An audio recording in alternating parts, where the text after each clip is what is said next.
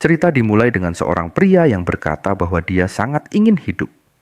Kita mengetahui bahwa namanya adalah Kim Yisak dan dia telah didiagnosis dengan penyakit langka. Dokter mengatakan itu adalah sesuatu yang belum pernah mereka lihat sebelumnya dan kemungkinan akan dinamai menurut namanya. Kita melihat Yisak mendapatkan kabar buruk bahwa dia tidak punya waktu lebih lama untuk hidup. Saat dia dengan putus asa mencengkeram kertas diagnosisnya, dia diberitahu bahwa dia hidup paling lama tinggal setengah tahun lagi. Dia berdiri diam di tengah penyeberangan dan orang-orang terus-menerus menabraknya. Dia hanya berkata, "Tidak mungkin." Dia bertanya-tanya apa yang salah dengannya.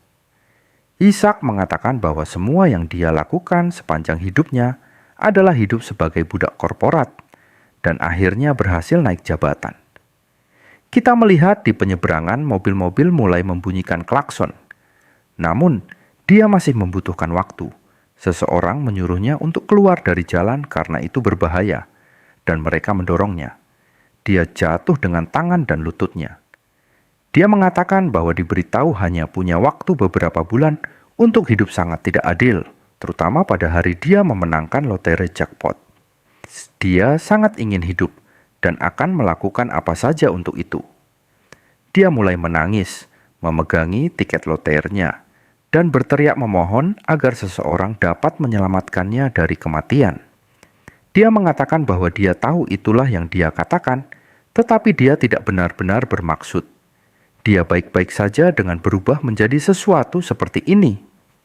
Dari semua yang mungkin bisa dia reinkarnasi, dia berubah menjadi kerangka botak, dan dia bahkan tidak bisa menikmati bagian terburuk dari hidup di tubuh ini.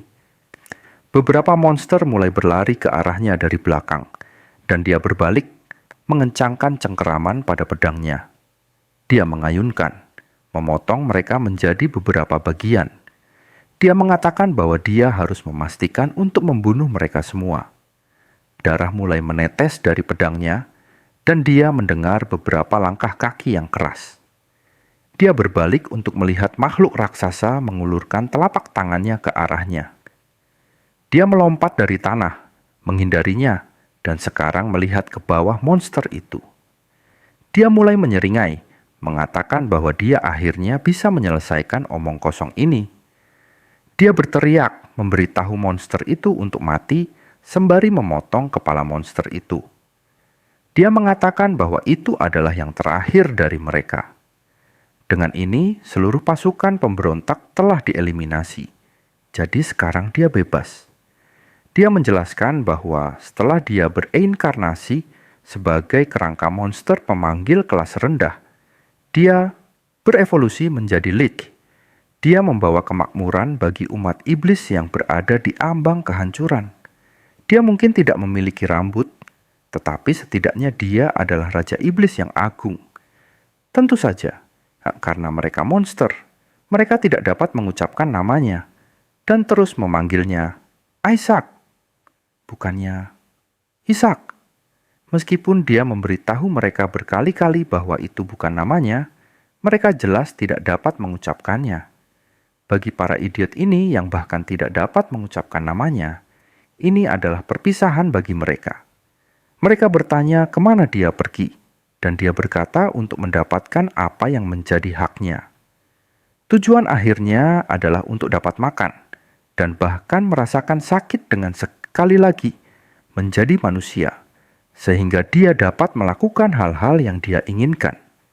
Dia melompat ke suatu tempat yang sangat terang, kebalikan dari tempat dia berada. Kita melihat kepala monster itu terlempar ke lantai. Banyak dewa terlihat khawatir, tetapi tentu saja Yisak tersenyum. Kita diperkenalkan ke alam ilahi saat kita melihat mereka semua duduk di tahta mereka. Dia mengatakan bahwa dengan ini, dia sudah mengurus semua faksi yang menantang para dewa. Dan dia berharap mereka tidak melupakan janji mereka seperti yang tertulis dalam kontrak mereka. Bahwa mereka harus mengubahnya menjadi manusia. Mereka mulai berbisik, mengatakan bahwa mereka pikir itu akan memakan waktu setidaknya 500 tahun. Mereka bertanya, orang gila macam apa dia ini? Ini adalah skema yang dibuat oleh para petinggi untuk menjadikannya budak gratis.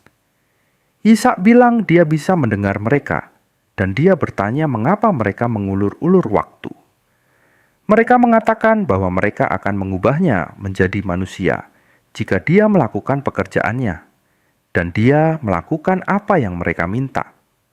Salah satu dewa bertanya apakah dia bisa melakukan satu hal lagi, dan dia bertanya-tanya apakah mereka benar-benar mengira dia tengkorak berkepala kosong.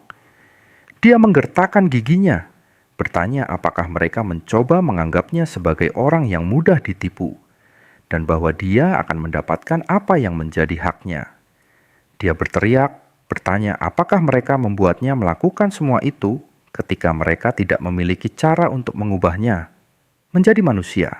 Para dewa mengatakan sepertinya dia tahu, dan inilah mengapa mereka menentangnya sejak awal.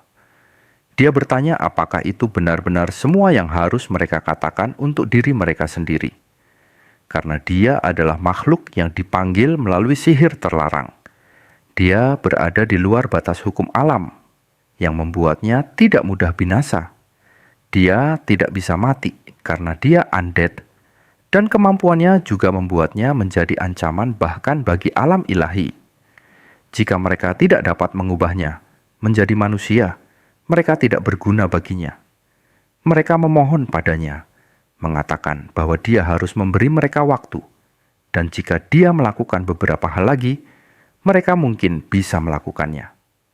Dia mengatakan mereka telah gagal menepati janji mereka, dan dia tidak memberi mereka kesempatan kedua. Sekarang mereka harus membayarnya dengan nyawa mereka. Saatnya bagi mereka semua untuk menjadi kerangka seperti dia, dan dia mulai tertawa sambil mengisi bom roh. Mereka mulai berteriak sambil melihat auranya berputar-putar dengan keras di dalam ruangan.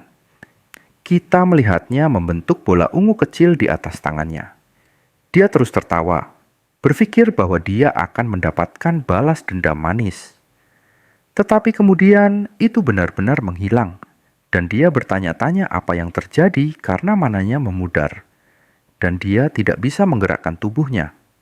Salah satu dewa berbicara, mengatakan bahwa itu cukup, dan siapapun yang namanya tertulis di sini tidak bisa bergerak, tidak peduli siapa mereka. Kita melihat bahwa dia benar-benar menuliskan Ishak, dan itu adalah mantra yang disebut mengusir bencana.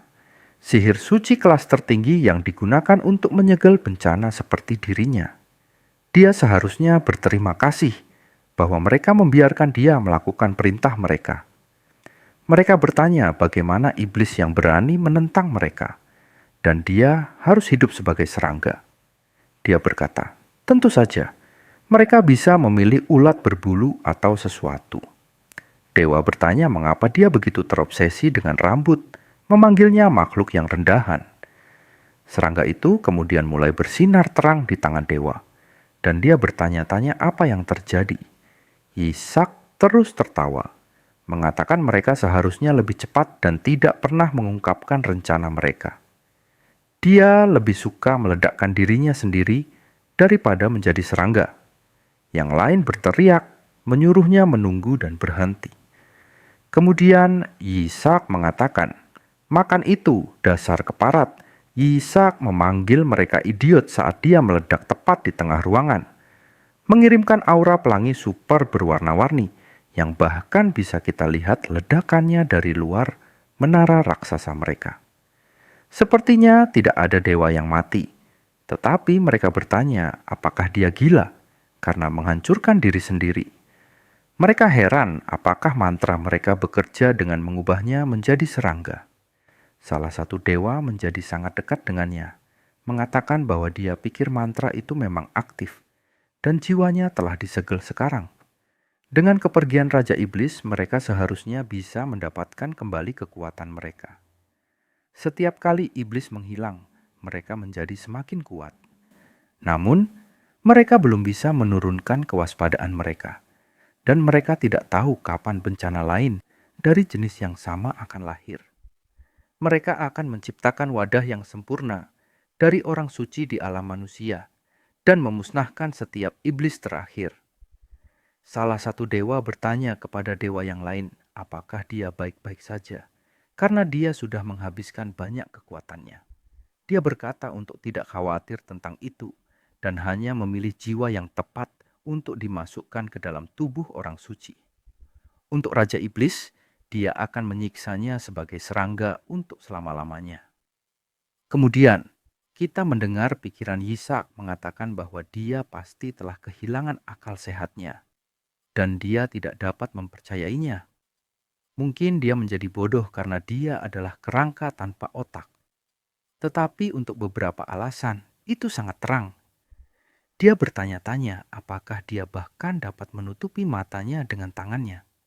Ketika dia mengangkatnya, dia bertanya-tanya apa-apaan kehangatan dan kelembaban ini. Dia mengatakan bahwa ini adalah tubuh manusia. Bertanya-tanya apakah keinginannya benar-benar menjadi kenyataan. Dan mungkin para dewa mengacaukan segel entah bagaimana. Salah satu perawat memanggilnya orang suci, memberitahu yang lain bahwa orang suci itu telah membuka matanya. Mereka bertanya apakah dia terbangun dari tidurnya, dan yang lain mengatakan bahwa akan menyenangkan jika dia terus tidur. Yisak bertanya-tanya apakah mereka adalah pengasuhnya, dan apakah dia benar-benar telah menjadi manusia. Salah satu perawat mengatakan bahwa itu tidak dapat dihindari, karena dia merasa sedikit tidak enak, dan mereka harus melakukan pekerjaan mereka. Mereka tahu dia baru saja terbangun, tetapi dia harus tertidur kembali selamanya dengan damai. Mereka mungkin memegang sebotol racun. Yisak terlihat khawatir, mengatakan untuk menunggu karena dia baru saja meninggal, dan dia bertanya-tanya apakah dia harus mati lagi? Pria itu meminta maaf sekali lagi, mengatakan dia akan membuatnya tertidur selamanya saat dia mulai menempelkan botol ke bibirnya. Yisak berbalik ke kiri, dan mereka mencoba lagi, tetapi Yisak selalu menghindar. Yisak mengangkat tangannya untuk berhenti, lalu mereka bertanya, mengapa dia tidak mau meminumnya? Yisak bertanya apakah mereka bercanda. Yisak mengatakan bahwa dia akhirnya menjadi manusia, dan tidak mungkin dia akan minum sesuatu yang mencurigakan seperti itu. Tetapi dia bertanya-tanya bagaimana dia menjadi manusia. Mereka menyuruhnya untuk makan seperti bayi dan tidur selamanya, atau lebih tepatnya tidur nyenyak, memanggilnya Sir Isaac. Yisak terkejut, bertanya apakah dia memanggilnya Isaac. Mereka mengatakan itu pengucapan lain dari nama aslinya. Dan ketika mereka menggunakan mantra mengusir bencana untuk menyegelnya, mungkin mereka menulis Isaac sebagai gantinya. Itu menjelaskan mengapa dia tidak disegel dan bereinkarnasi ke tubuh yang berbeda dengan nama yang sama. Dia mulai tertawa, mengatakan bahwa mereka pikir mereka telah menang, tetapi sekarang mereka gagal menyegelnya. Kemudian, salah satu pengasuh mendorong botol ke mulutnya, dan Ishak menyadari ini buruk. Dia mulai gemetar, dan mereka hanya bertanya-tanya mengapa bayi itu begitu kuat. Dia bertanya apakah rasa ini adalah jus sayuran, mengatakan rasanya seperti sampah, dan apakah ini benar-benar cara dia akan mati, meskipun dia baru saja menjadi manusia. Penglihatannya mulai kabur saat dia mengatakan dia bisa merasakan sesuatu yang tidak menyenangkan memasuki tubuhnya. Di Kekaisaran Suci Hela, kuil Timur Pusat, kita melihat seorang pria berjalan sambil tersenyum. Uskup mengatakan bahwa bayi itu seharusnya menemui ajalnya sekarang. Orang lain mengatakan bahwa uskup tampak cukup bersemangat. Kita diperkenalkan dengan Kaisar Kekaisaran Suci, bernama Alexander Heathcliff Hela. Uskup menyambutnya, dan Alexander bertanya apa urusannya di sini. Uskup mengatakan mereka datang untuk menyambut orang suci. Alexander mengatakan dia membuatnya terdengar, seperti terpaksa dengan mengatakan bahwa dia harus hadir karena itu orang suci. Tetapi bukankah akan ada masalah jika terjadi kesalahan lagi setelah kandidat orang suci yang sebelumnya terbunuh? Kemudian dia mendengar seseorang berteriak. Alexander berbalik, khawatir, dan uskup mulai menyeringai. Mereka semua mulai berlari, bertanya apa yang terjadi pada tuan muda. Salah satu pengasuh mengatakan bahwa ini gila dan Alexander takut akan skenario terburuk. Namun, dia hanya mengatakan bahwa dia terlalu imut dan lihat perut gembulnya itu. Dia adalah malaikat kecil yang imut. Uskup mengatakan ini tidak mungkin. Dia masih hidup bahkan setelah minum sebanyak itu. Karena itu bukan hanya jus sayuran. Kita mendapat kilas balik ke beberapa menit yang lalu ketika Yitzhak bisa merasakan sesuatu yang tidak menyenangkan memasuki tubuhnya. Dia kemudian menyadari apa itu racun suci. Itu adalah racun penghancur yang menghancurkan kekuatan suci para anggota pendeta. Racun itu tidak memiliki efek langsung, tetapi karena itu racun, menjadi mematikan jika terlalu banyak terakumulasi di dalam tubuh. Namun, racun itu terbuat dari mana iblis. Sebagai mantan Raja Iblis, ini sempurna. Memberikan hal-hal yang terbuat dari mana kepada iblis seperti dia, sungguh sangat menguntungkan. Dan dia akan memakan semuanya, dan memperlakukannya sebagai makanan bayi. Dia kemudian mulai berteriak. Jelas dia tidak bisa bicara. Jadi dia dalam keadaan gugu gaga, meminta lebih banyak botol. Para pengasuh mengatakan mereka mulai memahaminya. Salah satu dari mereka mengatakan bahwa racun tidak akan langsung menunjukkan efeknya. Yitzhak memberi mereka acungan jempol, mengatakan bahwa ini adalah penyerapan mana yang sempurna. Dia tidak tahu siapa yang membuatnya, tetapi itu cukup bagus. Sekarang, dia mengerti apa yang harus dia lakukan untuk saat ini. Saat dia menutup matanya, dia mengatakan dia perlu memasuki dunia bawah sadar. Di bagian terdalamnya, di sumbernya, dia akan membuat sebuah mana core. Dia mendarat, mengatakan bahwa karena ruang ini aman, sekarang dia bisa fokus. Seperti yang kita lihat sebuah bola di tangannya, dia mengatakan bahwa dia perlu menempatkan mana yang dia serap ke dalam inti. Dia membutuhkan inti untuk dapat menggunakan sihir nanti. Jadi dia ingin mempersiapkan terlebih dahulu. Kemudian dia mulai menderita ledakan mana. Tetapi dia terkejut oleh sesuatu. Dia bertanya apa ini?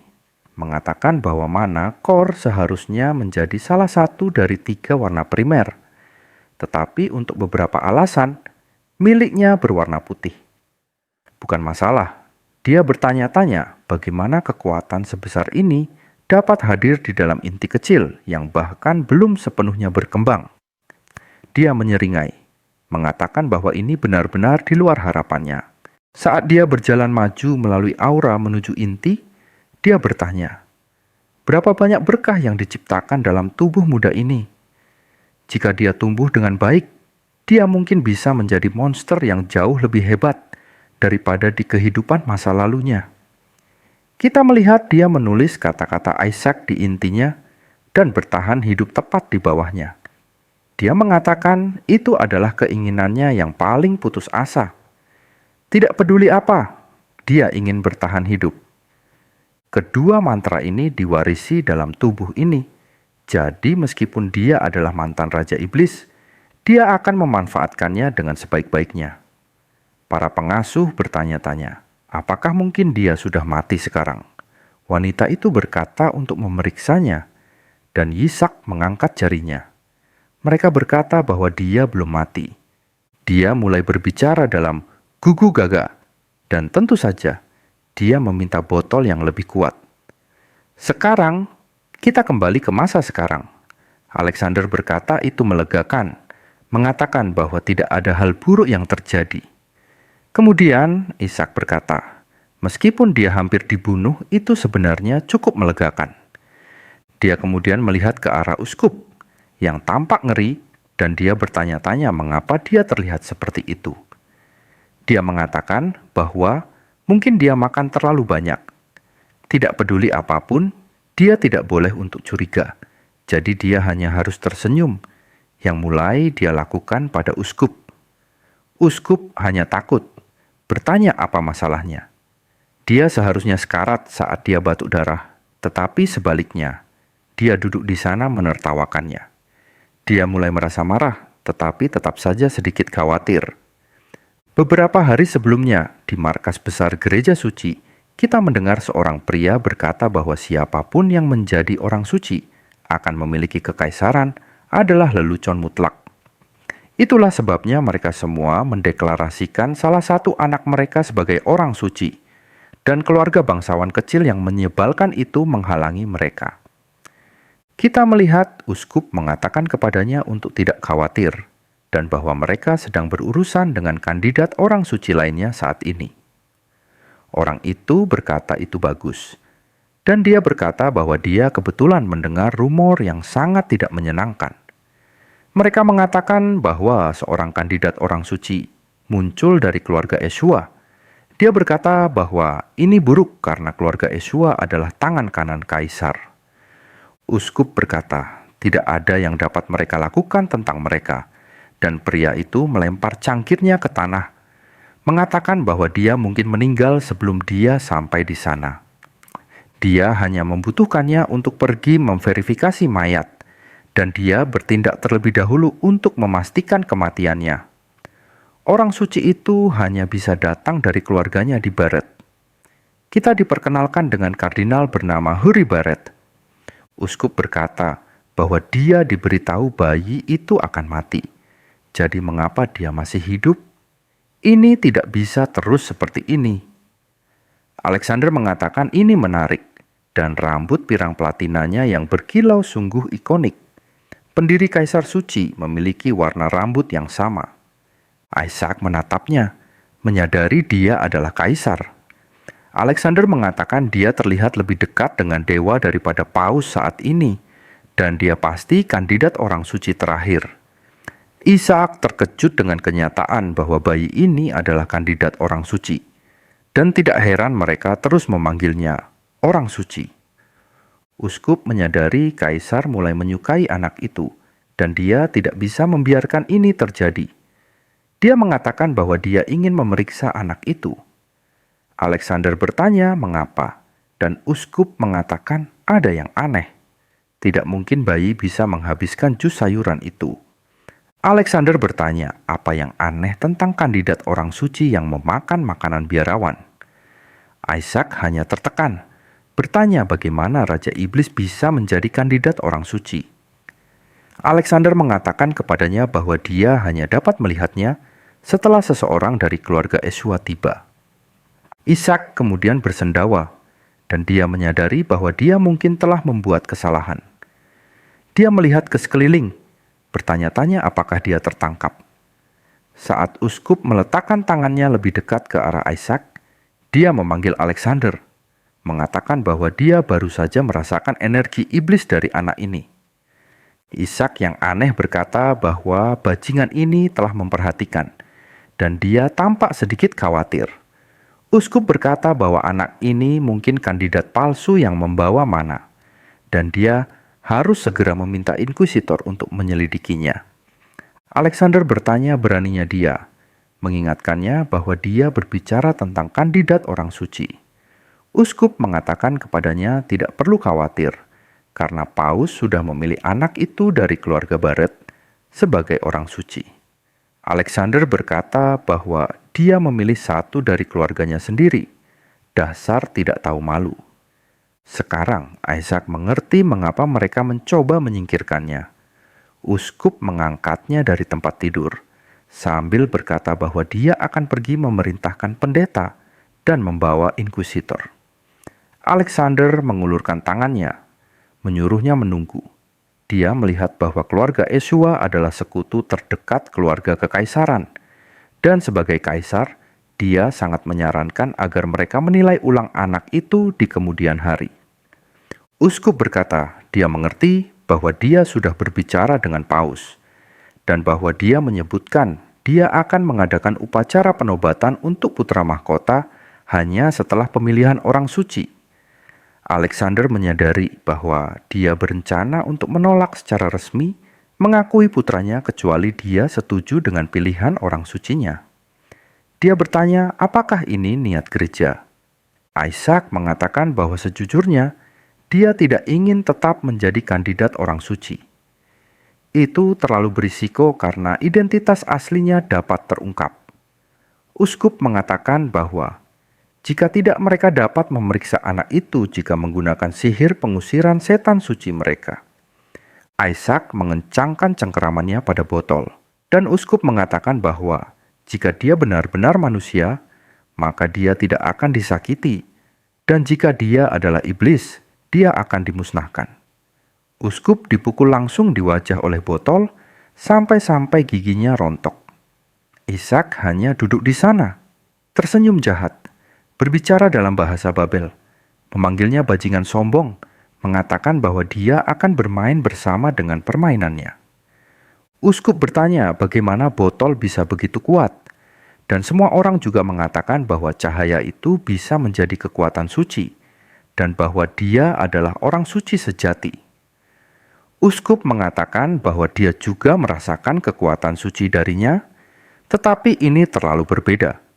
Isaac mulai mengilhami botol itu sekali lagi dan mengangkatnya, memberinya pukulan kedua di wajah, bertanya apa yang akan dia lakukan tentang ini. Kemudian dia terus benar-benar menampar uskup berulang-ulang. Uskup mengatakan bahwa ini pasti mana, dan Alexander hanya tampak senang dengan ini. Isaac mengatakan dia akan membuat botol itu lebih kuat dengan sihir penguatan, dan memberinya satu pukulan terakhir, sambil berpura-pura menjadi bayi kecil yang tidak bersalah. Uskup itu berlutut, dan semua orang mengatakan bahwa dia hanya mengagumi kekuatan sucinya. Isaac hanya bertanya-tanya apa perasaan ini. Setiap kali dia menggunakan mana, dia merasakan sedikit kekuatan suci juga. Karena mana tidak cocok dengan kekuatan suci dan tidak dapat digunakan bersama secara normal, ini pasti ada hubungannya dengan inti putih itu. Uskup kemudian meraih botol itu, menghentikannya, dan dia melotot ke Isaac. Dia melempar botol itu ke lantai, mengatakan bahwa dia berjanji dengan segalanya, bahwa bayi itu adalah seorang pendosa, dan mereka harus menggunakan sihir pengusiran setan suci. Isaac memanggilnya belut sialan, dan dia berkata, dia tidak berencana untuk sejauh ini, tapi, baiklah. Kemudian dia meraih jubah uskup, mengeluarkan sesuatu, mengatakan bahwa dia menyembunyikan sesuatu yang cukup menarik di sini. Saat kita melihat semacam tangan iblis, uskup terkejut. Uskup menjelaskan bahwa itu adalah mayat iblis tingkat tinggi yang disegel. Dengan kata lain, totem. Itu adalah artefak yang menggunakan karakteristik iblis yang memakan mayat iblis lain untuk menyerap mana mereka. Dia menyimpan totem ini padanya setiap saat jika dia pernah bertemu iblis untuk digunakan melawan mereka. Dia bertanya-tanya bagaimana Isaac tahu tentang totem ini. Saat kita melihatnya tersenyum jahat, dia kemudian melemparkannya melewati uskup. Saat mulai mendarat di lantai, Isaac menyuruhnya untuk berhati-hati, mengatakan ini semua karena dia terus mencoba mengganggunya. Saat tangan perlahan terurai, itu mulai melepaskan lebih banyak energi iblis. Isaac mengatakan ini adalah konsekuensi dari tindakannya. Dia kemudian menjentikkan jarinya. Saat monster iblis mulai terbentuk dari tangan, semua orang berteriak dan Isaac benar-benar memukulnya dengan parah. Dasar bajingan kotor, kata Isaac. Alexander bertanya kepada uskup apa yang dia lakukan. Bertanya bagaimana dia bisa membiarkan iblis lepas di kuil. Bertanya-tanya apakah dia sudah gila. Uskup bertanya apakah Alexander tidak melihatnya, mengatakan bahwa bayi itu sedang memuat melalui totem. Alexander mengatakan kepadanya bahwa totem hanyalah sebuah objek yang digunakan untuk menyegel binatang iblis. Jadi bagaimana ia hidup kembali? Dia kemudian memerintahkan semua pasukan untuk melindungi tuan muda dari iblis jahat dan uskup. Mereka berkata, "Ya Tuan," saat mereka berlari menyambar Isaac dari tangan uskup. Uskup tampak bingung, bertanya bagaimana ini bisa terjadi, sementara Isaac menertawakannya karena telah mengambil alih situasi ini. Dia mengatakan bahwa lelucon itu ada padanya. Dia ingin melihat seberapa hebat uskup ini sebenarnya. Saat mereka semua mulai mengangkat pedang mereka ke iblis, Iblis itu hanya mengatakan bahwa ia perlu membunuh orang suci itu dan membuat Ishak bingung. Saat iblis mulai terbang langsung ke arahnya, semua orang berlari menghalangi jalannya, mengatakan bahwa mereka perlu melindungi tuan muda. Ishak bertanya-tanya apa yang salah dengan iblis ini. Ishak menyelamatkan hidupnya, jadi mengapa ia mencoba menyerangnya? Tetapi tetap saja, seharusnya baik-baik saja karena Paladin dapat dengan mudah melindunginya. Tentu saja, itu tidak terjadi karena salah satu dari mereka langsung dikalahkan. Ishak bertanya-tanya, apakah itu benar-benar Paladin? Iblis terus mengatakan bahwa ia akan membunuh orang suci. Ishak mengatakan ia mungkin harus menaklukkannya terlebih dahulu. Tidak seorang pun akan memperhatikannya menggunakan sihir dalam situasi seperti ini. Saat iblis mulai terbang ke arahnya, dia masih bertanya-tanya mengapa semua orang mencoba membunuhnya dalam kehidupan ini. Meskipun dia adalah orang yang menghidupkan kembali iblis. Matanya kemudian mulai bersinar merah, dan dia mulai melepaskan niat membunuh yang gila, mengatakan bahwa itu adalah iblis bodoh karena tidak mengenali pemimpinnya. Iblis segera mengenalinya sebagai Raja Iblis, bertanya apa yang terjadi karena Raja Iblis seharusnya tidak berada di sini. Pada saat yang sama, Ishak melepaskan aura emas yang membutakan semua orang. Mereka berbalik terkejut melihatnya, dan sampai pada titik iblis harus mengangkat tangannya karena menyadari itu mulai hancur. Dia berteriak, terbang keluar ruangan. Semua orang mengatakan binatang iblis itu melarikan diri, dan itu pasti kekuatan suci. Mereka berkata bahwa Tuan Muda mengusir iblis. Mereka mulai tertawa, mengatakan bahwa bahkan di usia yang begitu muda, dia sungguh menakjubkan. Ishak bingung saat dia melihat ke bawah tangannya, bertanya-tanya apa ini adalah kekuatan suci. Dia bertanya-tanya bagaimana dia menggunakannya dan menyadari dia telah kehabisan mana. Dia mengatakan bahwa tubuh aneh ini mengubah mananya menjadi kekuatan suci. Dia bertanya-tanya bagaimana dia menjelaskannya. Uskup memberitahu semua orang untuk melepaskannya, memanggil mereka orang bodoh. Dia mengatakan bayi itu adalah pendosa yang menggunakan kekuatan iblis. Bertanya beraninya, dia merangkak ke Kekaisaran Suci. Uskup memohon, mengatakan bahwa dia akan membuktikannya dengan mengungkap identitas asli dengan pengusiran setan. Alexander memberitahu uskup bahwa itu lebih dari cukup, dengan mengatakan bahwa dia menuduh kandidat orang suci. Dia juga melepaskan iblis yang lebih besar di hadapan ksatria. Kekaisaran dan sama sekali tidak akan membiarkan masalah ini berlalu, bahkan jika dia dari gereja suci. Uskup mengatakan bahwa jika kaisar curiga, maka mereka akan mengetahui tentang penyusup cepat atau lambat. Jika itu terjadi, gereja suci bisa dalam masalah. Bahkan jika dia harus mati untuk bertanggung jawab atas apa yang terjadi, dia harus menyelamatkan nyawa keluarganya. Itulah sebabnya dia setidaknya harus membunuh kandidat orang suci dari keluarga Yeshua. Saat dia memanggil semacam binatang suci dengan lingkaran sihir raksasa, itu mulai berlari ke arah Ishak. Tetapi Ishak hanya menghela napas, mengatakan bahwa dia akhirnya menunjukkan wajah aslinya.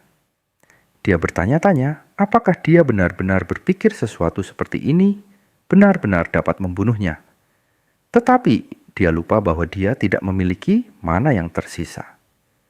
Serangan biru keluar dari samping, memukulnya langsung di tenggorokan. Seorang pria bertanya bagaimana mereka berani mencoba untuk meletakkan tangan mereka pada garis keturunan langsung dari Yeshua. Mereka mengenali bahwa itu adalah Blue Faith, yang merupakan Knight keluarga Yeshua, dan ini adalah putra ketujuh dari keluarga bernama Rilai Yeshua. Rilai memberitahu semua orang untuk segera mengeksekusi uskup.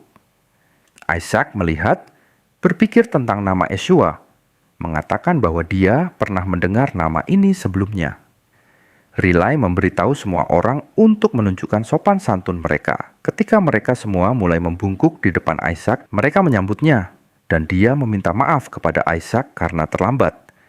Ishak mengatakan mereka sebenarnya lebih baik daripada ksatria kekaisaran. Rilai mengatakan kepadanya itu tidak banyak, tetapi mereka membawa hadiah untuknya. Ishak bertanya-tanya, apakah itu akan menjadi emas atau sesuatu yang berharga lainnya?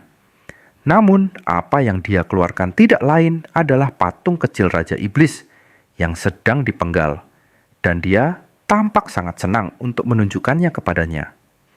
Ishak tidak percaya mereka telah mengubahnya menjadi semacam mainan seperti ini. Mereka juga memiliki satu di mana Raja Iblis dibakar sampai mati, dan satu di mana orang suci itu menghancurkan Raja Iblis. Dia bertanya-tanya mengapa dia begitu besar, meskipun mereka mulai mengatakan reaksinya sangat imut. Sedangkan Ishak hanya menangis, bertanya bagaimana dia bisa tinggal di rumah gila seperti ini ketika semua orang membencinya. Dia memikirkannya lagi, mengatakan nama Yeshua, dan mengatakan bahwa dia ingat sekarang. Ini adalah generasi saudara perempuan yang datang untuk mengakhirinya, dan bahwa setiap orang suci yang akan datang untuk melawannya, seperti yang ke-45, ke-64, ke-61, dan seterusnya, semua memiliki nama belakang Yeshua. Dia mengatakan bahwa dia tidak hanya seorang kandidat orang suci, dia juga dalam keluarga orang suci. Dia bertanya-tanya kesalahan apa yang dia lakukan di kehidupan masa lalunya. Uskup berteriak, salah satu dari mereka menyuruhnya untuk tenang. Dia mengatakan dia tahu mereka semua bajingan sesat, bertanya dari mana mereka membawa makhluk itu saat dia berencana untuk mengungkap identitas asli makhluk itu. Rilai meraih pedangnya saat uskup terus berteriak bahwa mereka semua gila. Dia bersumpah untuk mengakhiri garis keturunan di sini. Tenggorokannya digorok dan dia jatuh berlutut. Rilai mengatakan kepadanya untuk bersyukur atas kebaikan hati Yeshua yang hanya menyayat lehernya setelah dia mengatakan semua omong kosong itu. Ishak mengatakan dia berguna, dan dia menyayat lehernya hanya karena dia menghina keluarganya. Dia memiliki kepercayaan diri untuk menghadapi gereja suci. Semua orang mulai menghibur Ishak, mengatakan bahwa dia harus melihat sesuatu yang sangat mengerikan, dan bahwa dia seharusnya hanya memperhatikan hal-hal baik mulai sekarang. Dia mengatakan bahwa mereka semua gila, dan dia ingat sekarang bahwa Blue Faith cukup kuat. Bawahannya akan ketakutan setiap kali mereka melihat orang-orang mengenakan warna biru. Saat mereka mulai merobek mainan kecil Raja Iblis, dia memohon agar mereka berhenti. Alexander mengatakan sepertinya dia berutang budi pada Ishak, dan dia bertanya pada Rilai apakah dia ingin memberitahu kepala keluarganya bahwa istana kekaisaran ingin membesarkan Ishak. Rilai mengatakan bahwa leluconnya terlalu berlebihan, tetapi Ishak senang bahwa dia disukai oleh mereka. Alexander mengatakan kekaisaran suci akan menargetkan Ishak baik secara internal maupun eksternal, dan bahwa dia tahu ini. Memang benar bahwa Yeshua kuat, tetapi dia tidak tahu apakah Blue Faith saat ini memiliki apa yang diperlukan untuk melindungi anak ini. Rilai terlihat sedikit kesal. Alexander mengatakan Paus, khususnya tidak akan senang dengan Ishak. Warna rambut yang dimilikinya adalah simbol leluhur kekaisaran suci. Terlebih lagi, Raja Iblis tampaknya mengejarnya juga. Ishak mengatakan dia adalah Raja Iblis, jadi mengapa dia mengejar dirinya sendiri? Rilai mengatakan dia ingin meminta maaf, tetapi anak ini adalah salah satu garis keturunan Yeshua, jadi dia harus dibesarkan di sini oleh mereka. Raja Iblis itu tanpa ampun dan tidak terkalahkan oleh kesatria atau orang suci manapun. Dia tidak pernah membunuh mereka, tetapi kesatria terakhir saat dia melawan Melissa sangat kuat. Fakta bahwa dia adalah kandidat orang suci yang lahir di keluarga Melissa, sementara menjadi keturunan langsung Melissa, membuatnya bertanya-tanya, mengapa hidupnya seperti ini? Jika Anda bertanya-tanya apa itu orang suci, itu adalah sesuatu yang diciptakan para dewa ketika mereka kalah dari Raja Iblis. Karena mereka sangat ingin menang, mereka menciptakan senjata terakhir dengan segala upaya mereka. Gada yang dikirim oleh para dewa untuk menghancurkan kejahatan. Singa di medan perang yang menggunakan cahaya suci, cahaya terbesar dari kekaisaran suci, dan Knight, peringkat tertinggi. Karena kekuatan luar biasa dari orang-orang Knight, mereka percaya bahwa Raja Iblis telah melihat hari-hari terakhirnya, memiliki serangan dan pertahanan yang mendekati para dewa. Mereka juga memiliki kelangsungan hidup tingkat tertinggi dan umur yang sangat panjang, serta banyak fasilitas lainnya. Namun, Raja Iblis tidak kenal ampun terhadap semua orang suci, dan dia tidak pernah kalah dari satupun. Tetapi dia tidak pernah membunuh satupun, karena tidak baik baginya untuk melakukannya. Jika seseorang mati, dan kekuatan suci kembali ke para dewa, mereka dapat mengirim versi yang ditingkatkan. Orang suci terakhir, Melissa, sangat kuat. Riley mengatakan orang suci hidup hanya untuk kehancuran Raja Iblis, dan bahwa Yeshua menghasilkan kandidat tersebut dan melaksanakan kehendak para dewa dengan sangat bangga, karena itu adalah tugas mereka. Mereka memiliki kemampuan untuk melindungi anak ini. Salah satu Blue Faith lainnya mengatakan dia benar, dan banyak orang suci telah mati di tangan Raja Iblis. Isaac berkata, dia belum membunuh satupun, dan suatu hari mereka bahkan dibuang ke labirin, karena Raja Iblis mengira dia tidak cukup baik untuk bertarung. Dia berkata dia membiarkannya pergi, dan dia tersesat tanpa petunjuk. Rupanya, 5 dari mereka meninggal karena penyakit yang berhubungan dengan stres, dan dia menyalahkan mereka untuk itu juga, mengatakan mereka seharusnya pergi ke klinik. Riley berkata dia telah mendengar semua cerita, dan tidak masalah baginya apakah dia dikutuk atau tidak. Tetapi, tentu saja, Isaac tidak baik-baik saja dengan itu. Riley hanya senang dia dilahirkan, dan mereka hanya mengharapkan satu hal darinya. Dia hanya tidak ingin dia tumbuh seperti Raja Iblis yang mengerikan. Tentu saja, itulah yang dia pegang, dan Isaac meminta maaf kepada orang tuanya. Alexander memberitahu Riley untuk mempertimbangkannya lagi, dan sudah 150 tahun sejak Raja Iblis disegel. Isaac berkata bahwa jika sudah selama itu, tentunya Melissa seharusnya sudah mati sejak lama. Dia berusia 50 tahun ketika mereka terakhir bertarung. Kita mengetahui bahwa iblis telah menjadi lebih kuat sementara itu, dan orang suci itu adalah aset besar bagi kekaisaran suci untuk meningkatkan kekuatannya. Jadi, Isaac penting bagi istana kekaisaran juga. Selanjutnya, tidak ada orang suci di Yeshua saat ini karena sudah setahun sejak orang suci melahirkan Isaac dan menghilang bersama ayahnya. Dia terkejut bahwa ibunya adalah orang suci. Riley mengatakan itu mungkin benar, tetapi matriark masih hidup, dan Yeshua dapat melindungi Isaac. Isaac mengatakan bahwa dia perlu mendapatkan semuanya, dan dia tidak bisa lebih terkejut daripada mengetahui bahwa ibunya adalah orang suci. Alexander mengatakan bahwa Melissa saat ini keluar untuk menghancurkan lebih banyak iblis. Riley bilang dia akan segera kembali, karena sang matriark sedang menunggu cucunya juga. Isaac mengatakan dia berusia lebih dari 200 tahun, bertanya mengapa dia masih hidup. Tentu saja, itu adalah ciri-ciri menjadi seorang saint.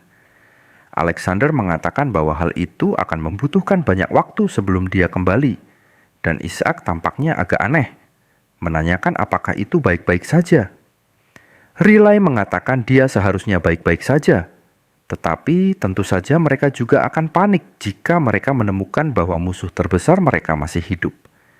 Jika dia ditemukan oleh Melissa, entah bagaimana dia akan terbunuh di tempat.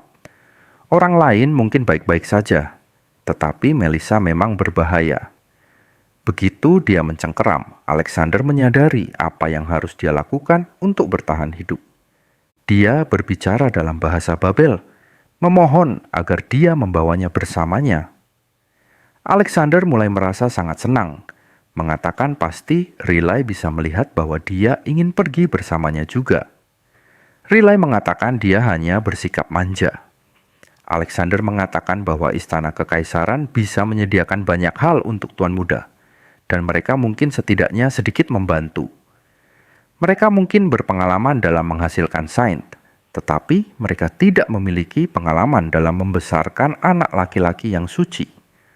Riley mengatakan anak itu akan menjadi ksatria pengusir setan yang akan mengalahkan kejahatan. Dan Eswa adalah keluarga yang menghasilkan ksatria pengusir setan terhebat. Semua orang yang lain memberitahu mereka untuk tenang. Isaac hanya ingin pergi ke istana kekaisaran karena dia tidak ingin mati. Saat dia melihat Alexander, dia melihat cahaya terang, mengatakan bahwa itu bereaksi terhadap asal-usulnya. Cahaya telah datang darinya sejak awal, yang berarti peluangnya untuk bertahan hidup dengan dia adalah yang tertinggi. Dan dia tidak bisa melewatkan kesempatan ini. Cahaya mulai muncul lebih cerah dan lebih cerah, yang mengejutkan Ishak. Melompat ke suatu tempat, uskup memohon dan mengatakan bahwa dia tidak bersalah, dan anak itu menggunakan mana. Jadi itu pasti keturunan iblis. Aku cukup yakin ini terburu-buru, kata seseorang dengan jubah, mengatakan bahwa kekuatan suci berasal dari para dewa mereka sendiri. Dia bertanya apakah uskup benar-benar mengatakan bahwa para dewa telah memberikan kekuatan suci kepada iblis. Uskup mengatakan itu pasti mana. Menanyakan bagaimana dia bisa membingungkan keduanya. Orang itu mengatakan bahwa kota suci tidak suka nadanya, dan tenggorokannya dipotong untuk kali ini. Saat darah mulai terbang, dia memberitahunya bahwa itu adalah penistaan agama. Salah satu anak buahnya mengatakan mereka akan membentuk regu pembunuh lagi. Tetapi orang itu bilang tidak perlu karena kaisar ingin mengambil anak itu. Dan mereka akan memiliki banyak peluang di istana kekaisaran. Dia pasti tidak akan selamat kali ini. Melompat ke Isaac yang sedang memetik telinganya saat dia melihat keluar jendela kereta. Matahari bersinar ke arahnya, dan dia mengatakan bahwa sekarang dia akan pergi ke Eswa, yang bukan apa yang dia rencanakan. Jika Anda bertanya-tanya mengapa, beberapa hari yang lalu ketika dia melihat cahaya, dia bertanya-tanya mengapa itu muncul. Tetapi ternyata itu bukan dari Alexander, melainkan dari Riley. Riley mengatakan bahwa Eswa bukanlah lingkungan yang baik untuk membesarkan anak, dan dia harus berpikir bahwa mereka adalah rumah yang hanya menampung manakor dan mayat setan. Isaac hanya bertanya-tanya, apakah itu asal-muasal kelangsungan hidup? Dia terus mengatakan hal paling berharga yang mereka miliki adalah tubuh Raja Iblis. Itu sangat cerah sekarang, bahkan wajahnya tidak bisa terlihat. Ishak hanya terkejut bahwa mereka benar-benar memiliki mayatnya, dan mereka seharusnya mulai dengan itu. Saat dia terus berbicara, dia memperhatikan Ishak. Tangannya meraihnya, dan dia mulai berbicara dalam bahasa Babel sambil memberinya jempol ke atas. Tetapi mereka bisa tahu bahwa dia sangat bersemangat untuk pergi ke Eswa, dan Riley hampir mati karena serangan jantung di tempat. Kembali di kereta, Ishak berkata seolah-olah dia menyerahkan hidupnya di istana untuk pergi ke militer. Tetapi tidak dapat dihindari, karena ini akan membantunya mendapatkan kembali tubuh lamanya. Tubuh itu adalah tubuh yang dia sempurnakan dan mengumpulkan cukup mana untuk melawan para dewa. Jika dia bisa kembali ke tubuhnya, peringkat 10 tidak akan ada apa-apanya. Ini adalah pertama kalinya dia melihat cahaya asal-muasal kelangsungan hidup bersinar terang. Itu berarti mengikuti pamannya ke Eswa akan sangat menguntungkan baginya, sangat berkaitan dengan kelangsungan hidupnya. Kediaman Baret sangat putus asa. Isaac bertanya-tanya apa yang terjadi di sini, dan dia menjelaskan bahwa Paus adalah pendeta terkuat yang menggunakan mantra suci peringkat 10, praktis raja dari semua ulama dan paladin, makhluk absolut yang kekuatannya menyaingi saint. Kekaisaran Baret telah melahirkan Paus selama ribuan tahun, tetapi sekarang posisi Paus akan diambil oleh orang suci. Bisa dimengerti mereka akan marah tentang hal itu. Itu juga mengapa keluarga lain berusaha keras untuk melahirkan orang suci. Kereta kemudian berhenti, yang mengejutkan mereka. Riley mencondongkan tubuhnya keluar jendela sambil bertanya, "Ada apa?" Dia bilang mereka sudah tiba di Kadipaten, tetapi mereka sudah mengalami masalah karena penjaga di gerbang menolak memberi mereka akses masuk, mengatakan mereka tidak diizinkan masuk ke dalam. Isaac bertanya-tanya apa yang terjadi, dan Riley datang ke gerbang dengan marah, bertanya apakah mereka mengatakan mereka tidak mengenali lambang rumah Yesua. Dia hanya bertanya-tanya, bagaimana mereka mendidik orang-orang di sini, tertawa sambil berkata, tentu saja mereka tidak akan membiarkan dia masuk, karena mereka harus menghilangkan anak itu, yang mewarisi darah Sain. Tubuh mereka mulai berubah menjadi setan. Ishak bertanya-tanya apa-apaan ini, karena dia sudah memberi perintah untuk tidak menyerang manusia. Seseorang bertanya, apakah Raja Iblis yang baru adalah si bodoh? Salah satu iblis mengatakan bahwa raja mereka yang mulia telah memerintahkan agar semua saint dan orang suci harus dibunuh, menunjukkan kepada Ishak bahwa Raja Iblis yang baru sangat bodoh. Tetapi, tentu saja, bagi sebagian orang, alasan mereka mengatakan di bawah komando Raja Kerangka Agung, Lord Isaac, mereka akan membunuh orang suci itu. Tentu saja, Isaac tidak pernah menyuruh mereka melakukan hal ini. Setan-setan terus mengatakan bahwa jika mereka menyerah, mereka mungkin akan mengampuni nyawa mereka. Seseorang benar-benar tersengat listrik, berubah menjadi abu di tempat, sementara teman-temannya memanggil para paladin pengecut, mengatakan bahwa mereka pasti banyak menggonggong di depan pengusir setan, dan mereka tidak akan mati dengan mudah. Riley mengarahkan pedangnya ke arah mereka, mengatakan pada mereka untuk mendengarkan dengan seksama. Dia berkata, demi melindungi semua hal di dunia ini, keluarga Yesua akan menghancurkan semua kejahatan, dan mereka akan mengejar mereka sampai ke ujung neraka untuk menghancurkan mereka. Seluruh Blue Faith Knights kini mendukungnya. Dia mengatakan bahwa Raja Kerangka itu jahat dan memaksa bawahannya mati hanya karena dia ingin terhindar dari kematian. Para setan marah karena dia berbicara tentang pemimpin mereka, dan mereka berlari masuk, mengatakan mereka tidak akan mentolerir penghinaan terhadap raja mereka, dan bahwa segala sesuatunya adalah untuk demi kebangkitannya. Riley menangkap Isaac dan melarikan diri dari kereta, mengatakan semoga dia memaafkannya atas hal ini. Isaac hanya bingung, bertanya-tanya siapa yang meniru dia. Akhirnya, dia sampai di suatu tempat yang aman, dan ksatria menurunkannya, berkata untuk menunggu di sini sebentar, karena dia akan kembali tak lama kemudian. Dia mulai memasang penghalang di sekelilingnya. Ishak mengatakan bahkan iblis tingkat tinggi tidak akan bisa menerobos hal ini. Fakta bahwa orang dari luar tidak bisa masuk, berarti yang di dalam juga tidak bisa keluar. Isaac mulai meletakkan kakinya dalam posisi lotus dan berkata, dia memanggil sesuatu dan iblis datang menyambutnya, dan dia langsung menutup mulutnya sambil berkata untuk tenang. Iblis berkata bahwa mereka tidak pernah berpikir mereka akan mampu untuk melihatnya lagi. Isaac tertawa sambil berkata bahwa dia juga mengira dia sudah selesai. Dan kita mengetahui namanya adalah Whisper. Dia adalah sihir pendeteksi kecerdasan. Dan ini adalah iblis yang dia ciptakan karena dia tidak mau diganggu untuk repot-repot menggunakan deteksi sihir di tengah pertarungan. Dia memperoleh kesadaran pada suatu titik, dan dia juga cukup imut. Whisper mengatakan bahwa kejahatannya sama seperti dulu, dan dia juga mengucapkan selamat padanya karena mencuri tubuh seorang bayi suci. Tapi dia tidak percaya orang-orang kotor itu berani menyentuh tuannya, kata Whisper. Dewa menaruhnya dalam tubuh bayi yang menjijikkan seperti ini.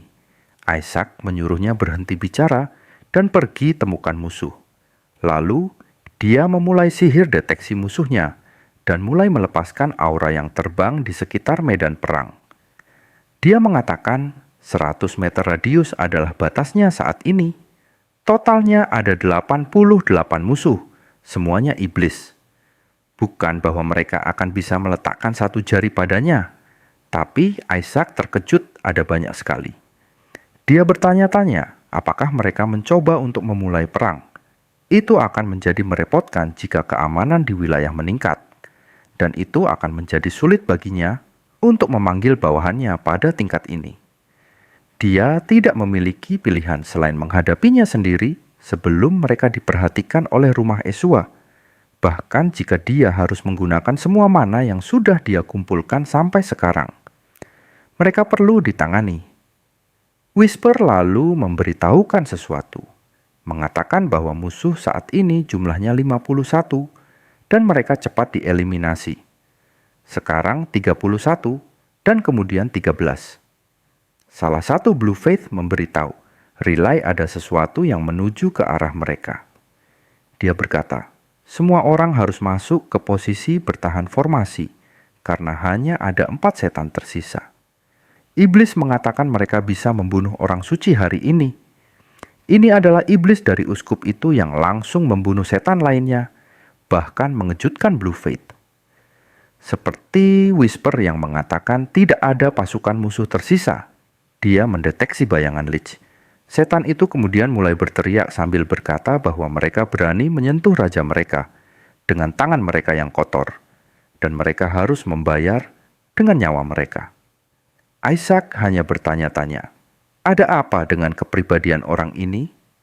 Bayangan Lich terus mengatakan bahwa raja dan satu-satunya masternya terjebak di dalam tubuh bayi rendahan. Setelah dibebaskan oleh Ishak, Whisper sekarang telah mengembangkan keterikatan yang dalam dengan Ishak. Bayangan Lich mengatakan bahwa mereka seharusnya tidak menatapnya dengan pandangan kotor, atau dia akan merobek bola mata mereka. Salah satu dari Blue Faith bertanya pada Relay apa sih itu, mengatakan bahwa kita manusia tidak bisa mengerti bahasanya, dan itu saja kedengarannya seperti omong kosong bagi mereka. Ishak memahami bahwa bayangan Lich tahu dia adalah Raja Iblis, dan dia kagum karena mengikutinya sampai ke sini. Relay memberitahu semua orang bersiap untuk pertempuran. Ishak tidak bisa membiarkannya muncul keluar seperti ini, dan dia berteriak memberitahu mereka untuk berhenti mengotak-atik makanannya. Sebagaimana adanya, mana yang sangat terkonsentrasi adalah sumber utama. Salah satu ksatria menyuruhnya untuk bersabar, dan mereka akan menanganinya dengan cepat. Bayangan Lich mulai tertawa sambil berkata, dia telah diakui oleh tuannya. Lalu, dia menceritakan Relay bahwa iblis itu sangat menyeramkan. Bayangan Lich terbang menuju ke arah Ishak sambil berkata bahwa dia akan pergi ke pihak tuannya. Relay terkejut, mengatakan bahwa itu menuju lurus ke arah Ishak. Bayangan Lich memanggil mereka paladin kotor, bertanya bagaimana mereka berani menjebak tuannya dalam gelembung yang kotor seperti itu. Bagus, kata Ishak tidak bisa membiarkan camilan mananya hilang. Dia memintanya untuk menghancurkan penghalang. Bayangan Lich mengiyakan dan menghancurkannya dari atas, mengatakan seperti yang dia inginkan. Baik Relay maupun pria lainnya mulai merasa panik, tetapi Ishak tersenyum sambil mengatakan, pekerjaan bagus, sambil memegang tangannya. Ishak mengatakan bahwa itu cukup, dan sekarang kau bisa berhenti membuat kekacauan dan istirahatlah. Bayangan Lich bingung dengan ini saat perlahan mulai tersedot. Keberadaannya semakin menyusut, dan berubah kembali menjadi hanya sebuah tangan yang dia bebaskan dari aslinya. Kata-kata terakhirnya adalah menanyakan padanya mengapa. Relay terkejut. Orang lain yang berada di sana lalu mengatakan bahwa totem itu adalah setan. Dalam sekejap, Tuan Muda menggunakan seni suci yang hanya para saint atau kardinal mampu melakukannya.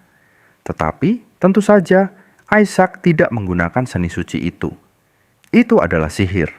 Relay, di sisi lain, mencurigai. Mengatakan bahwa itu tentu saja terlihat seperti seni suci, tetapi dia tidak bisa merasakan kekuatan suci apapun darinya. Semua orang lain mengatakan kepadanya bahwa orang-orang cenderung bersinar paling terang saat dalam bahaya. Mereka yakin bahwa Tuan Muda memiliki masa depan cerah. Relay mengatakan bahwa dia tidak salah, dan memang benar setan itu datang untuk mengincar Ishak, bahkan jika dia bukan orang suci. Anak ini pastinya spesial, tetapi dia bertanya-tanya mengapa harus anak laki-laki. Dia pergi untuk menjelaskan beberapa kutukan yang diberikan Raja Kerangka kepada mereka, tetapi ksatria lain menyela dan mengatakan dia akan melindungi Tuan Muda, karena Tuan Muda adalah masa depan keluarga Yeshua. Riley tampaknya telah menyadari sesuatu yang bahkan tidak dia pikirkan sebelumnya.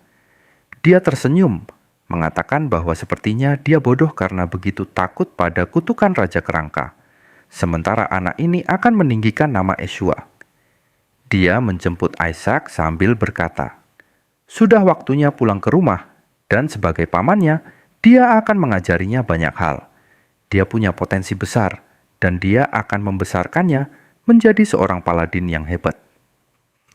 Tentu saja, Isaac tidak peduli menjadi seorang paladin. Dia hanya ingin tubuhnya dikembalikan. Ketika mereka sampai di rumah, Riley berkata, bahkan jika dia diberi kehidupan yang singkat, dia akan menemukan cara untuk menyelamatkannya. Isaac mulai membuat ekspresi bingung, bertanya-tanya apa sebenarnya maksudnya dengan itu. Sementara Riley terus mengatakan bahwa dia akan memastikan namanya dikenal di seluruh dunia. Isaac mulai bertanya, omong kosong apa yang baru saja dia katakan. Tetapi Riley salah mengartikannya bahwa Isaac senang. Dia mengatakan ketika mereka sampai di rumah, dia akan mengajarinya cara mengutuk terlebih dahulu pada Raja Kerangka yang jahat. Tentu saja, Isaac tidak ingin melakukan hal itu pada dirinya sendiri, dan dia bertanya-tanya apa yang dia lakukan sampai mereka sangat membencinya. Mereka menuju ke Yeshua, dan kita melihatnya cukup hebat. Mereka memiliki patung emas yang bagus, gazebo raksasa. Isaac terkejut, berkata bahwa mereka menikmatinya sambil merobek para demon dan bawahanku, bertanya-tanya seberapa mahal semua ini. Isaac mengatakan, padahal dia selalu berhemat demi untuk memberi makan orang-orangnya, yang beberapa dari mereka sering pergi kelaparan. Bahkan Whisper terkejut. Bahkan menjual beberapa patung, ini bisa membeli 10 kasti baru. Isaac berkata, dia tahu dan menyuruh Whisper untuk diam. Riley mengangkat Isaac sambil berkata bahwa ini adalah rumah Yeshua, dan itu juga merupakan tempat kelahiran para eksorsisme. Dia menjemputnya dan menyuruhnya melihat keluar jendela sambil berkata bahwa dia akan sama seperti mereka ketika dia tumbuh dewasa. Seperti yang kita lihat, 3 orang sedang memukul replika dari Raja Kerangka. Bukan hanya 3 orang, tetapi lebih banyak lagi yang mulai berlari. Mereka mengatakan bahwa ini adalah takdir yang terlalu lembut untuk seseorang yang sangat jahat. Isaac hanya bertanya-tanya apa yang mereka ajarkan pada anak-anak ini, mengatakan bahwa itu seperti sekte fanatik, tetapi baginya itu tidak masalah, karena dia akan bergabung dengan Kekaisaran Suci. Dia akan membuat kaisar menjadi bonekanya, dan mengubahnya menjadi Isaac Empire. Whisper mengatakan meskipun dia adalah Raja Kerangka yang perkasa, dia membalas dendam kepada anak kecil karena masalah sepele. Isaac menyuruhnya diam dan terus mengintai. Semua yang mereka lihat di mansion adalah banyak lampu biru. Dia bertanya, apa ini semua manakor? Mengatakan ada lebih dari 10.000. Whisper mengatakan dia belum pernah melihat begitu banyak sebelumnya. Bertanya-tanya berapa banyak setan yang mereka bunuh. Kereta itu akhirnya berhenti seperti kata Riley. Mereka sudah sampai. Dia keluar dan memberitahu staf untuk menata ulang kamarnya, karena Isaac akan tinggal bersamanya. Mereka kemudian meminta maaf padanya, tetapi mereka bilang, mereka sudah diperintahkan untuk membawa Isaac ke pavilion. Riley bertanya mengapa. Kepala pelayan memberitahunya bahwa Tuan Muda kelima memerintahkan bahwa dia tidak pernah diizinkan masuk ke ruang utama. Isaac bertanya-tanya apa yang terjadi dengan itu. Riley bertanya apakah mereka benar-benar mencoba untuk mengirim Isaac ke tempat seperti itu. Riley mengatakan itu terlihat seperti saudaranya sedang melakukan sesuatu yang tidak berguna. Isaac bertanya juga, dia harus berada di tempat seperti pavilion ketika dia bisa hidup di sebuah rumah mewah. Whisper lalu bercerita bahwa mana Corey sebenarnya ada di pavilion. Riley kemudian mulai memainkan peran paman yang baik, mengatakan bahwa dia tidak akan membiarkan keponakannya tinggal di rumah hantu. Tetapi tentu saja, Isaac ingin pergi ke pavilion dan mulai berbicara dalam bahasa Babel. Riley mengatakan bahwa mereka akan pergi ke kamarnya, dan setiap malam dia akan membaca kitab suci tentang sains bertarung melawan Raja Kerangka. Isaac berkata, "Tidak." Seseorang kemudian datang dan berhenti di depan Riley, mengatakan bahwa pertama dia mengambil hama kotor itu, dan sekarang dia menyebabkan keributan. Dia memerintahkan anak itu untuk dikirim ke pavilion, dan setelah sekian lama kau tidak menunjukkan wajahmu. Hal pertama yang kau lakukan adalah menentang kakakmu sendiri. Kita diperkenalkan dengan putra kelima, Goel Eshua. Isaac terkejut dengan perkataan itu, bahwa dia tidak bisa percaya orang ini benar-benar brengsek. Dia lalu meminta Riley untuk melanjutkan dan menaruhnya turun, berbicara tentang Ishak karena dia ingin mengirimkannya ke pavilion. Riley bertanya apakah dia serius, mengatakan bahwa anak ini adalah salah satu keturunan langsung keluarga Eshua. Jadi mengapa dia mengatakan bahwa dia harus tinggal di pavilion yang digunakan untuk pembuangan? Bahkan Isaac dapat mengerti bahwa dia hanya tidak ingin dia berada di rumah utama. Riley terus mengatakan bahwa dia akan memindahkan Isaac ke kamarnya. Dia akan membacakannya ritual pengusiran setan dari Raja Kerangka di kamarnya, tetapi Ishak ingin pergi ke pavilion. Goel kemudian mengatakan bahwa dia terseret dalam sesuatu yang bahkan lebih kotor dari Raja Kerangka, sambil menyodok pipi Ishak. Dia tertawa, mengatakan entah kenapa Riley terobsesi dengan garis keturunan langsung. Ishak mengatakan bahwa dia suka bahwa dia mencoba membawanya ke pavilion, tetapi dia tidak tahu apakah orang ini adalah seorang preman sejati atau bukan. Riley mengatakan bahwa dia tidak sepenuhnya tidak menyadari fakta bahwa dia ingin menempatkannya di pavilion, dan dia mencoba menilainya sebagai anak terkutuk dan mendorongnya keluar dari perlombaan kandidat sains. Ini mengejutkan Isaac, dan dia bilang itu masalah karena dia perlu menguras rumah ini. Menjadi orang suci dan menjadi paus diperlukan agar dia bisa membalas dendam terhadap para dewa. Goel bertanya-tanya apa yang dia bicarakan, dengan mendorong mengatakan dia sudah mendengarnya.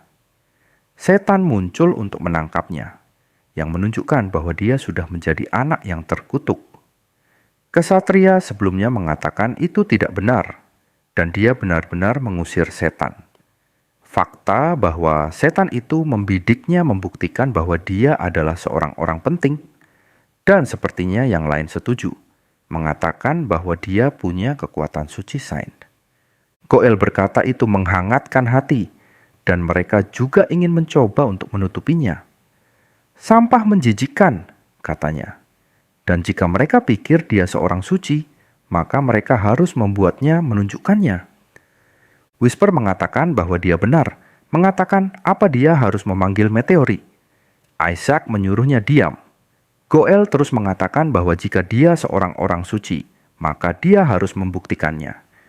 Goel mengatakan bahwa dia punya ide, dan bahwa dia harus menyelamatkan pohon suci itu, karena itu adalah simbol keluarga.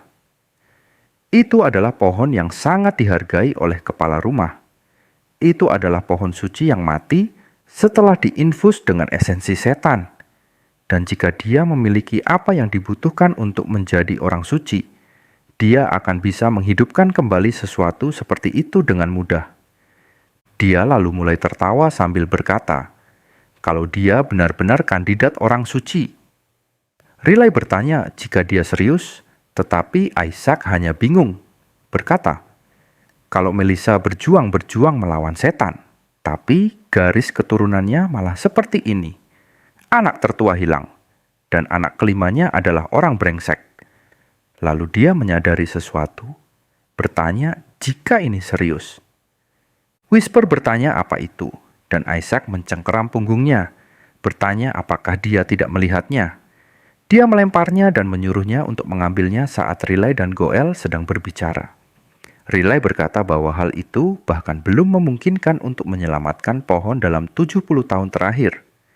Dan sekarang dia bertanya pada anak yang bahkan tidak bisa mengerti kata-katanya. Tapi kemudian, mereka berdua berubah sangat terkejut, dan Riley berkata, "Sepertinya pohon suci itu kembali ke masa kejayaannya. Seperti yang kita lihat, dia berhasil menghidupkannya kembali." Goel berkata, "Pohon itu tidak terselamatkan, bahkan ketika sedang dalam proses penyembuhan, dan seni suci pemurnian digunakan padanya. Bagaimana dia melakukan ini?" Tentu saja Isaac tidak tahu apapun tentang itu. Dia baru saja melihat ada banyak sekali esensi iblis tertinggal di akarnya. Jadi dia mengurasnya dan menyuruh Whisper untuk memakan semuanya. Salah satu ksatria bertanya pada Riley, "Bagaimana pohon itu kembali seperti semula? Apakah ini ulahmu, Riley?" Riley mengatakan dia tidak melakukan apapun, dan sang ksatria bertanya, apakah itu berarti apa yang dia pikir? Kita melihat Isaac hanya cemberut tentang fakta itu, dan semua ksatria mulai mengelilinginya sambil berkata bahwa dia mungkin adalah alasan pohon itu kembali ke keadaan normal. Tapi Goel bilang, mereka telah kehilangan pikiran mereka karena tidak ada seorang pun di rumah itu mampu menyembuhkan pohon itu. Jadi, bagaimana mungkin anak itu melakukan sesuatu? Orang lain pasti telah membantu, tetapi mereka bahkan tidak mendengarkannya, karena mereka sudah memperlakukan Isaac seperti seorang raja, melemparkannya ke udara. Lalu Goel mulai menyalahkan Riley, mengatakan bahwa dia pasti telah melakukan sesuatu. Tapi Riley bertanya apa yang dia bicarakan. Goel mengatakan bahwa dia mencapai kekuatan sains, dan dia bertingkah seolah-olah sampah itu adalah orang yang melakukannya. Dia mencengkeramnya sambil berteriak, dan mereka terus berdebat. Isaac mengatakan, sekarang bukan saatnya Melissa berburu setan, dan dia harus kembali ke sini untuk mendidik anak-anaknya. Riley, saudara Goel yang lebih tua, sama sekali tidak mirip Melissa, tapi Riley terlihat seperti dia. "Apakah ini obrolan yang menyimpang?" kata Whisper.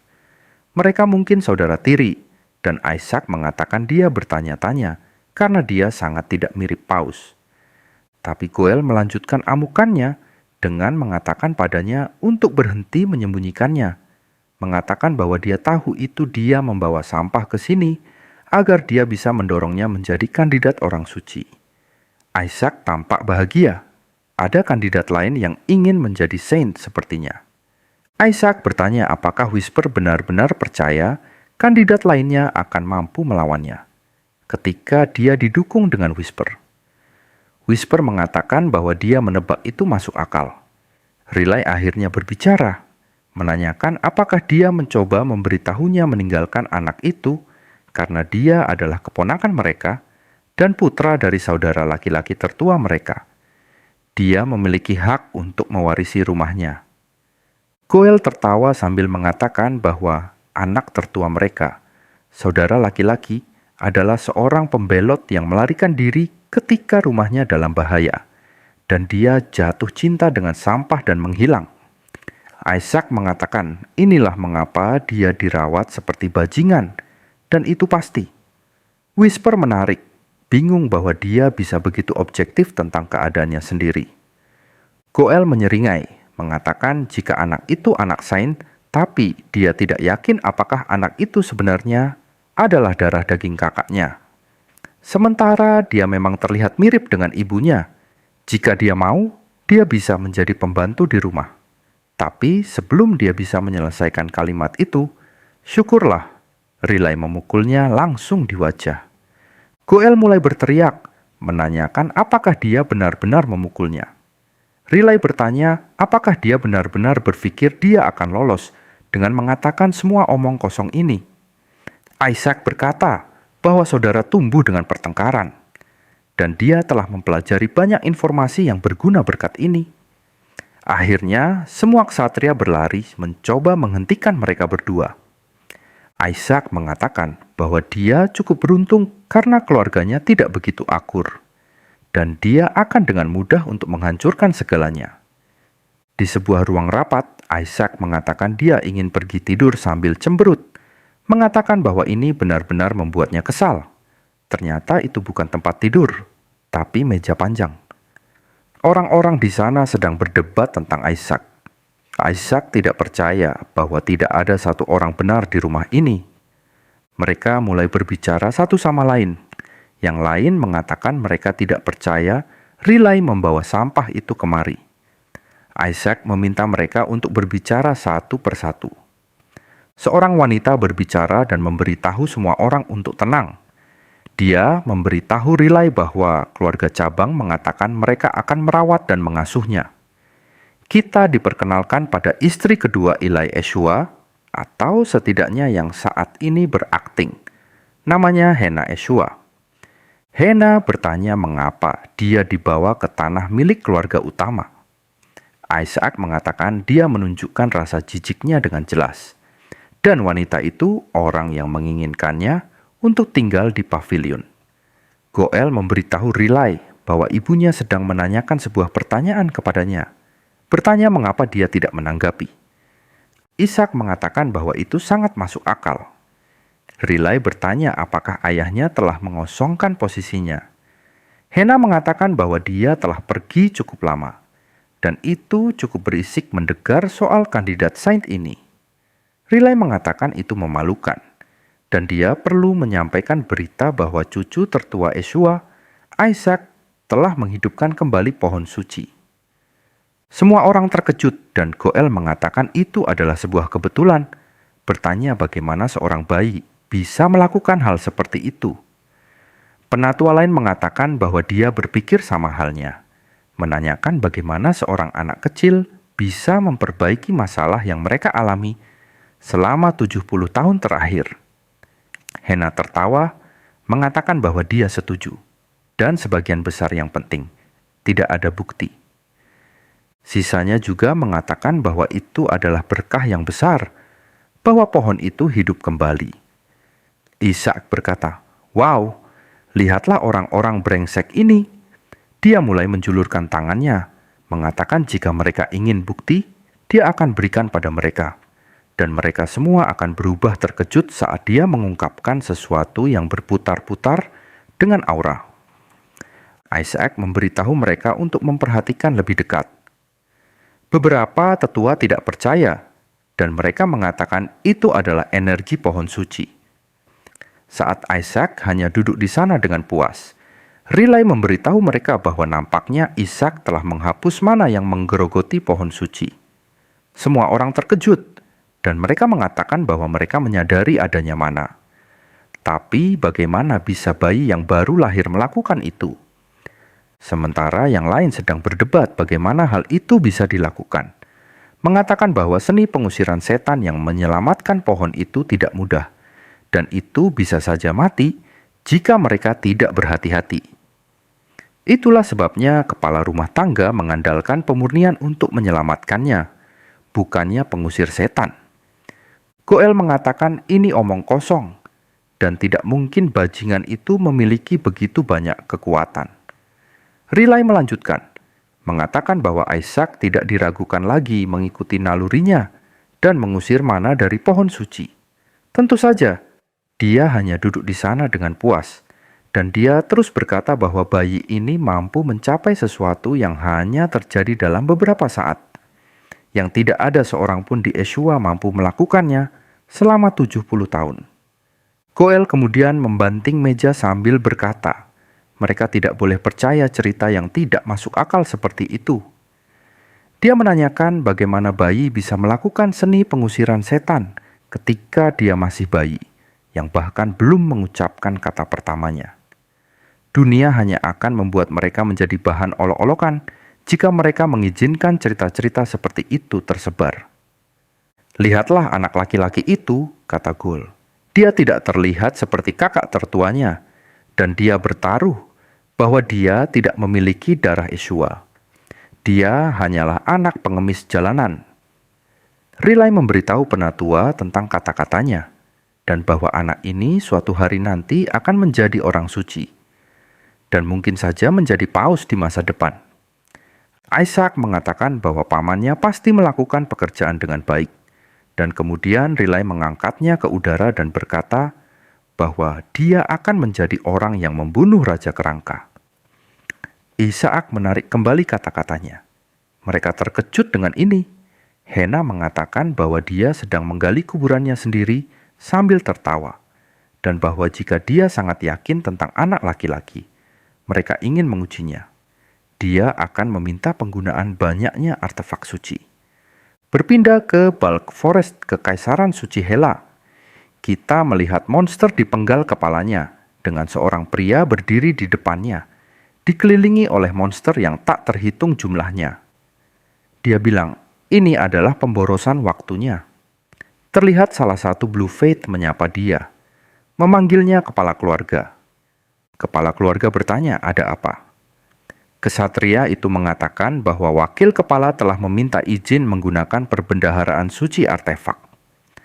Kepala keluarga menjawab bahwa gereja suci tidak dapat memiliki akses ke sana. Kesatria memberitahunya bahwa dia tidak menanyakan hal itu untuk gereja suci, melainkan untuk cucunya telah menyelamatkan pohon suci. Maka, wakil kepala telah meminta akses untuk menentukan apakah anak laki-laki itu benar-benar orang suci atau tidak. Kepala keluarga bertanya apa maksudnya dan mengapa ada orang suci di rumahnya. Kita diperkenalkan kepada Eli Yeshua. Dia mengatakan dia menolak dan mengatakan bahwa tempat itu akan membunuh siapapun selain kandidat saint dan memberitahu mereka untuk tidak terlibat dalam hal yang tidak ada gunanya. Kita kemudian mendengar seorang wanita mengatakan mereka harus membiarkan dia melakukannya. Dia bertanya apakah nama cucunya adalah Isaac saat dia berjalan selanjutnya. Kita diperkenalkan Melissa untuk pertama kali. Dia mengatakan dia menyelamatkan pohon suci, dia pasti cukup menjanjikan. Jika mereka akan membuka perbendaharaan mereka, mereka harus memasukkan semua kandidat saint ini. Sang ksatria mencoba untuk memberitahunya bahwa anak orang lain rumah mungkin membawa pulang artefak terbesar di perbendaharaan.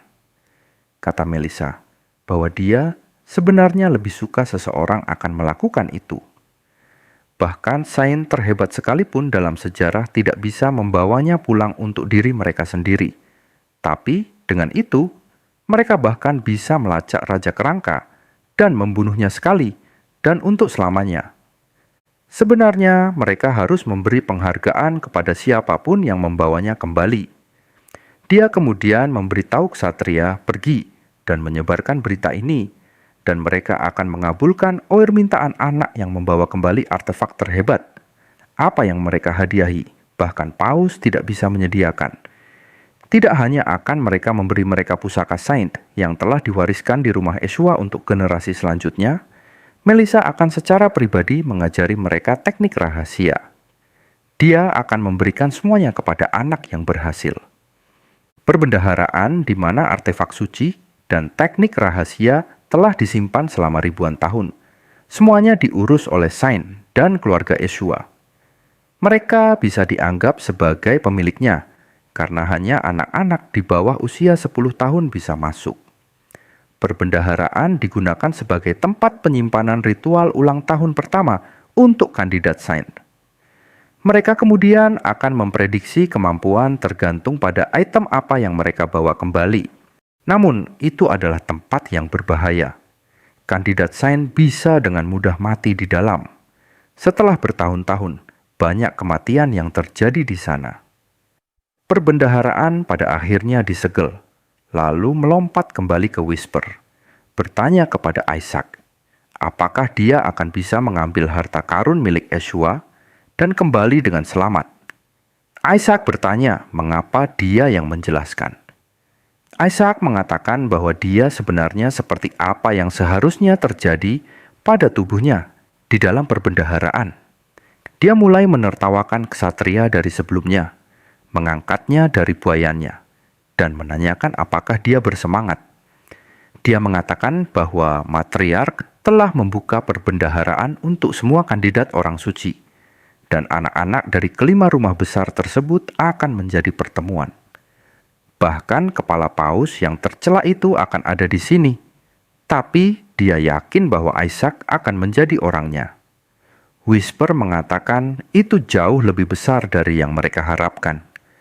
Ishak mengatakan itu lebih baik dengan cara ini, karena jika ada banyak anak masuk ke sana, para penonton akan membagi perhatian mereka antara semua orang, dan dia akan memiliki waktu yang jauh lebih mudah untuk mengambil tubuhnya dengan cara itu.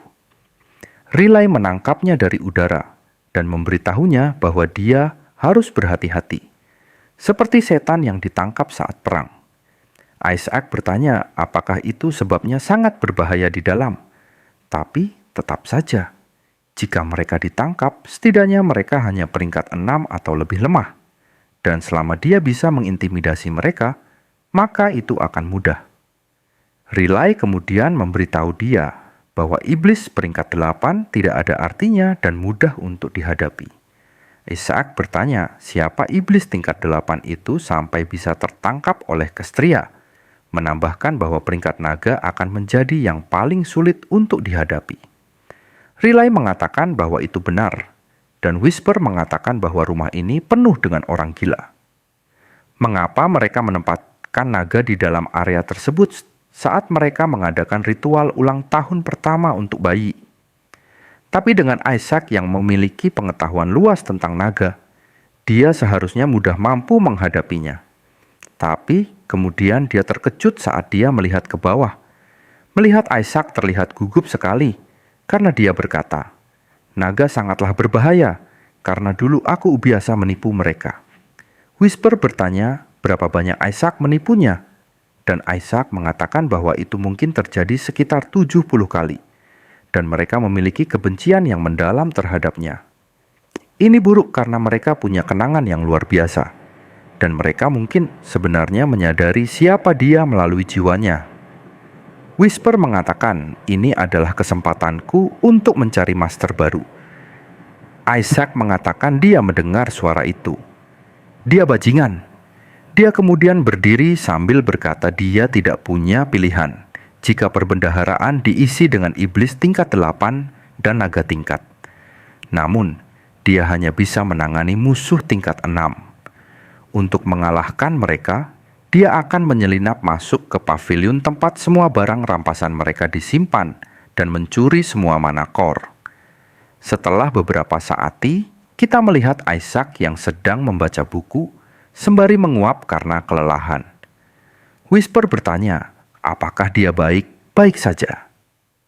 Ishak berkata begitu, dia mengetahui cara menggunakan kekuatan suci.